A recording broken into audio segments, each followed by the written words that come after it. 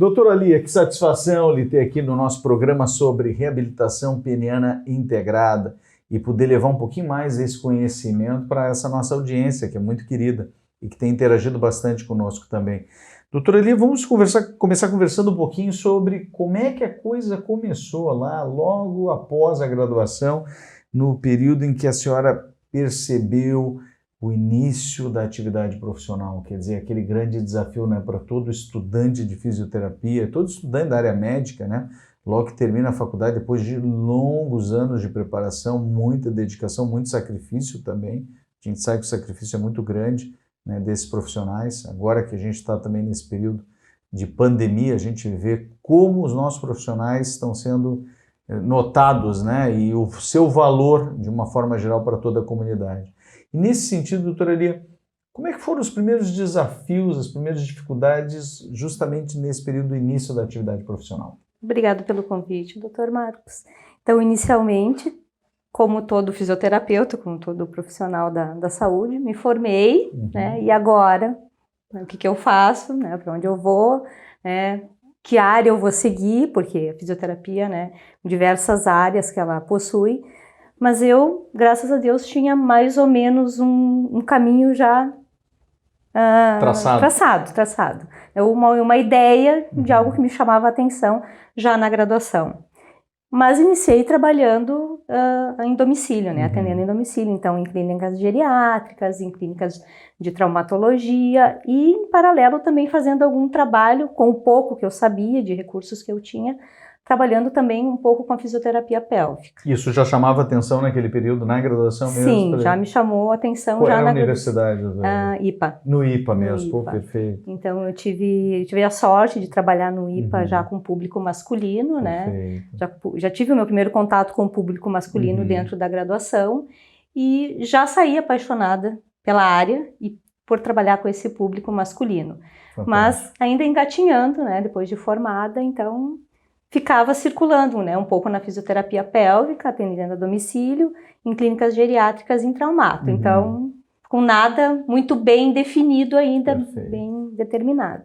Que é mais ou menos a rotina de boa parte dos fisioterapeutas, eu acredito. Sim. Quase 90 e tantos %, né, tendo que justamente desbravar, né, o mercado, já a busca de formação de uma própria clientela também, e muitas vezes diversificando isso em diversas áreas dentro, né, da própria fisioterapia.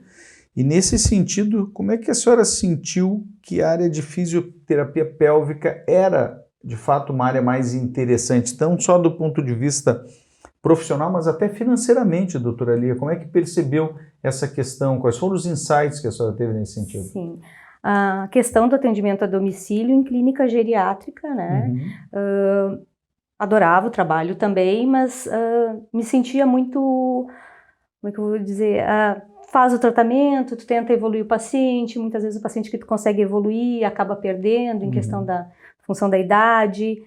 Em clínica de traumato, além de muitas vezes tu ter que seguir protocolos já pré-determinados, né, tu não pode ter a tua conduta, né, e a remuneração também, tanto na traumato como na parte de atendimento com idosos.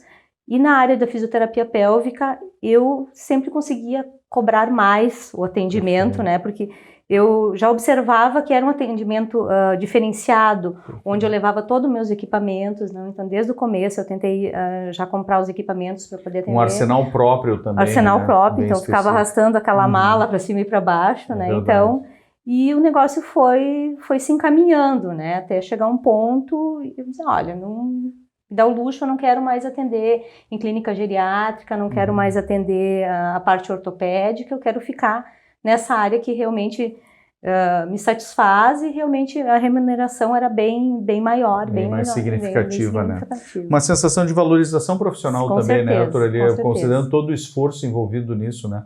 Aproveitando até um pouco justamente dessa busca por essa valorização, eu sei que houve também todo um caminho acadêmico também, né, doutora Lia, na formação, quer dizer, depois a busca do próprio mestrado, doutorado. Conte um pouco para nós, um pouquinho, para a nossa audiência dessa trajetória. Sempre foi na área, né, desde a graduação, então, trabalho de conclusão foi com homens, né, então sempre foi na área, depois mestrado também, foi na área de fisioterapia pélvica também, mas voltado para mulheres, atendimento para mulheres, doutorado também voltado para atendimento para mulheres. Na pesquisa, na verdade, eu não consegui trabalhar com homens, a não ser na graduação, mas na vida profissional eu seguia trabalhando com o público masculino, atendendo o público feminino também, mas o que sempre foi a minha grande paixão, que me motiva mais é o público masculino. Que fatores eram esses dentro do público masculino que a senhora sentia assim, mais atrativos, na verdade, do ponto de vista de sentir que esse paciente era um paciente bom de se trabalhar? Que fatores eram esses, doutora Lia? Normalmente o paciente do masculino, ele chega até a fisioterapia pélvica após uma prostatectomia radical. Então ele vem com a questão da incontinência urinária. Então ele passa por toda a questão da cirurgia, do diagnóstico, da cirurgia, né, do pós-tratamento. Então, os pacientes que eram orientados a fazer fisioterapia e chegavam na fisioterapia, eles fazem uma adesão muito rápida ao tratamento. Né? Eles fazem uma adesão muito rápida, melhoram rapidamente, né? Tem uma melhora significativa. Parece que a adesão deles é melhor do que das mulheres, nesse sentido. São mais disciplinados? São mais disciplinados, né? Apesar Faltam menos, né? Aderem, né? Criam esse vínculo. Mas durante o atendimento sempre tinha uma pulguinha atrás da minha orelha, né? Sempre entra aquela questão da prática clínica e aquele ponto de pesquisadora também, Começou a sentir que havia alguma demanda além da questão da incontinência. Além disso, de tratar, porque eu não posso, meu paciente chega, eu vou atender só a incontinência urinária, né? O que mais aquela cirurgia causou, né? O que mais de dano aconteceu em função da cirurgia, quando ocorre, né, algum dano, o que demanda, né? Tem. Então não era só a questão da incontinência urinária, né?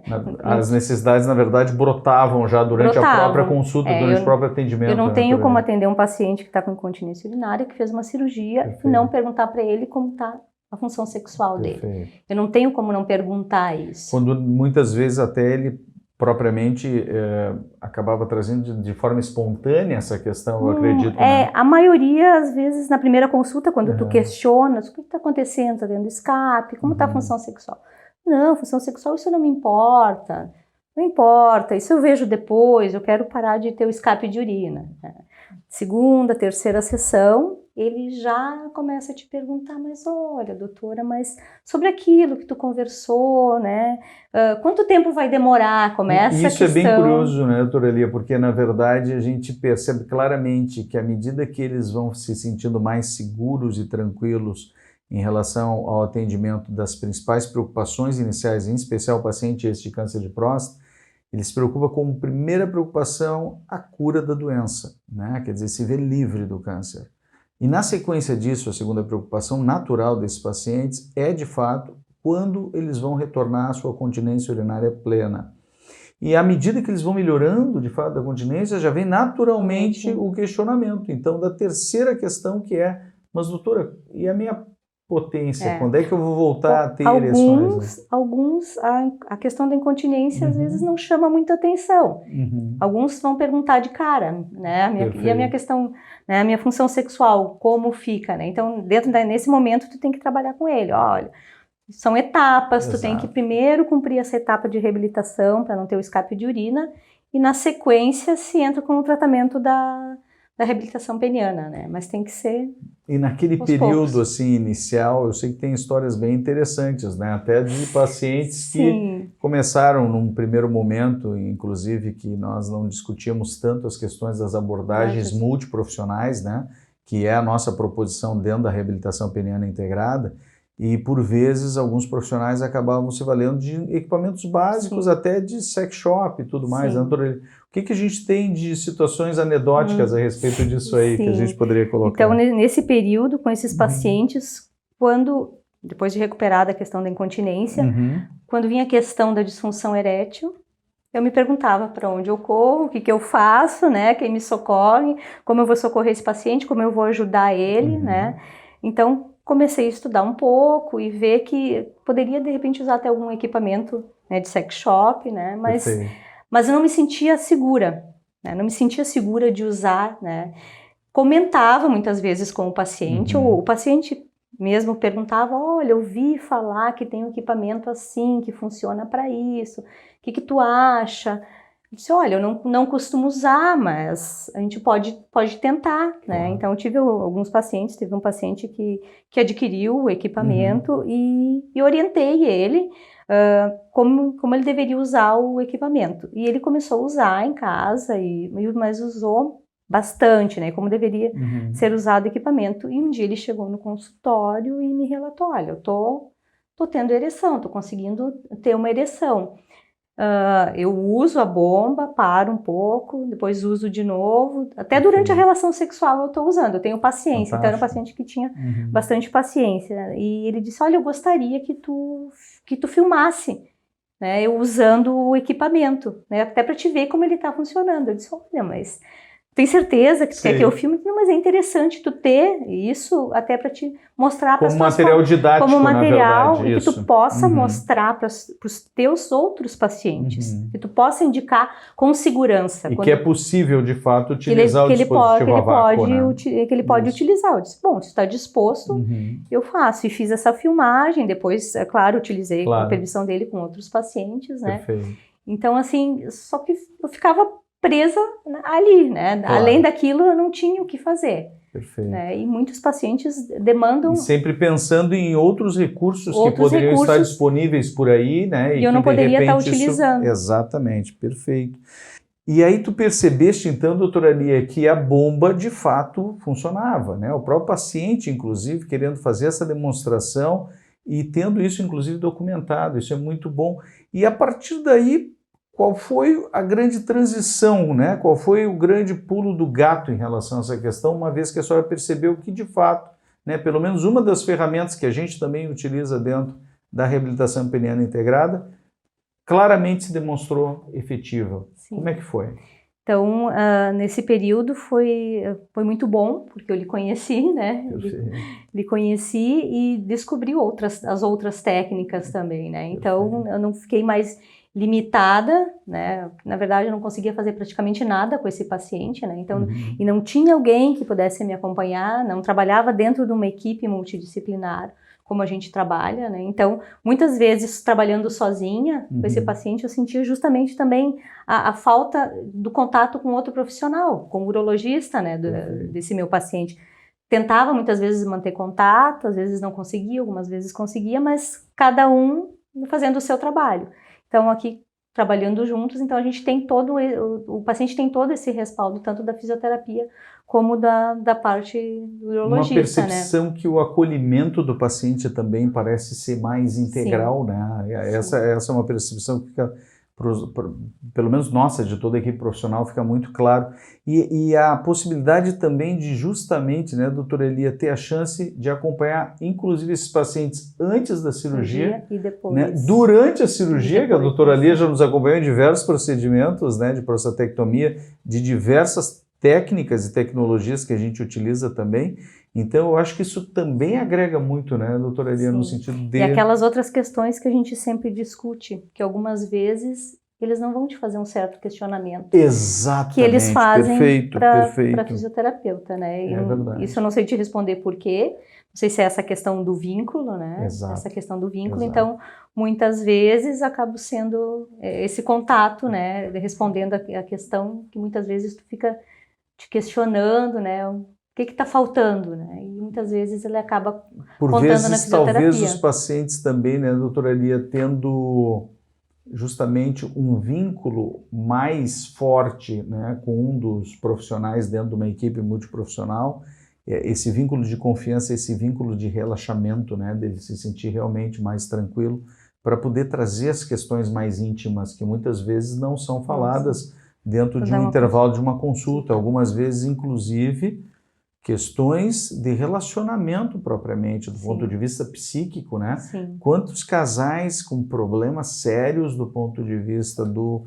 relacionamento do casal, do ponto de vista psicológico, inclusive, e que foram abordados também de uma forma mais efetiva pela nossa psicóloga da equipe, né? Porque a gente permanece duas vezes por semana, né? No mínimo 2 horas com esse paciente, ou 3 vezes por semana, são 3 horas então, de contato com esse paciente, então a gente tem como estabelecer mais esse vínculo e conseguir indicar para esse paciente uma nutricionista, uma psicóloga, né? Então, a gente tem como trabalhar e ele consegue circular dentro da equipe, né? Então, ele fica amparado o tempo todo, ele está amparado. E pensando justamente entre o que se conhece hoje, né, doutora Lia, dentro da nossa programação, dentro dos nossos protocolos de reabilitação peniana integrada, o que a senhora gostaria de ter sabido antes, lá no início da carreira, que poderia eventualmente, né, a senhora já tem uma carreira de mais de uma década aí dentro da fisioterapia, e que poderia eventualmente ter sido algo que poderia até recomendar, puxa, seria importante que eu pudesse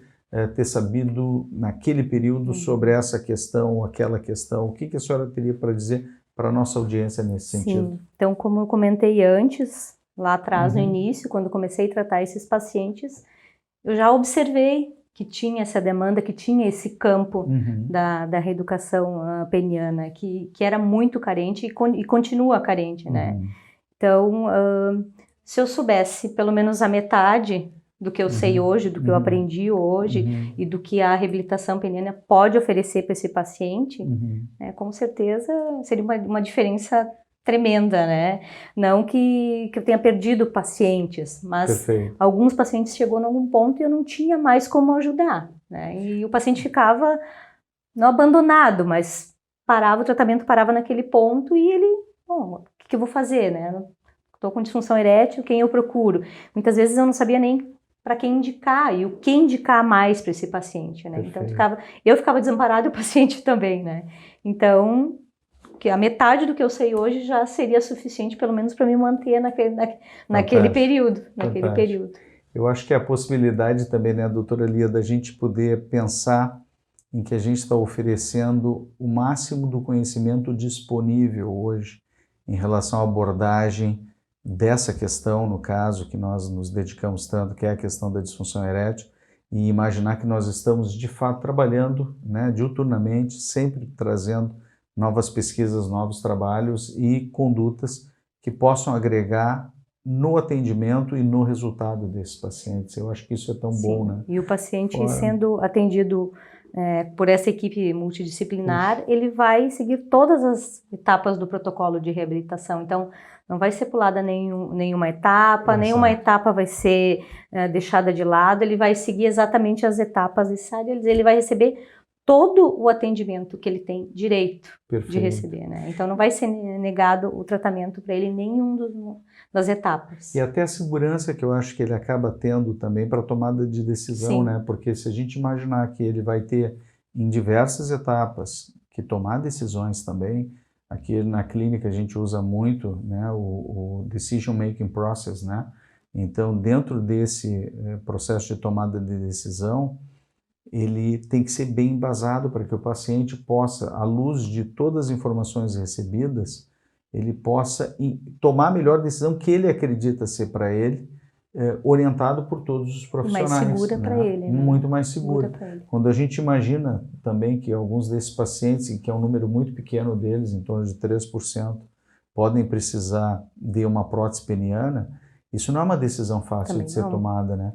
E para que seja tomada com tranquilidade, com segurança, ele tem que estar ciente de que ele realmente está dentro dos 3%, ou seja, ele já saiu do grupo dos 97% que teve chance de resposta com todas as outras terapias, né, tomadas ao longo do percurso. E ele passou por todas as etapas dentro da fisioterapia e já estabeleceu esse vínculo e essa segurança, né? Essa segurança para a reabilitação dele. Então, essa última etapa que seria a prótese, quando chegar, se for necessário, ele está muito bem amparado até para tomar a sua decisão, né? Fantástico. Ou seja, mais uma vez a prova de que a interação multiprofissional é essencial dentro do melhor resultado que a gente tem a oferecer para o nosso paciente. Eu quero agradecer mais uma vez, doutora Lia, a sua presença aqui na nossa conversa sobre reabilitação peniana integrada e convidar vocês a que sigam assistindo os nossos vídeos. Esse material é todo produzido pensando em vocês. Um grande abraço.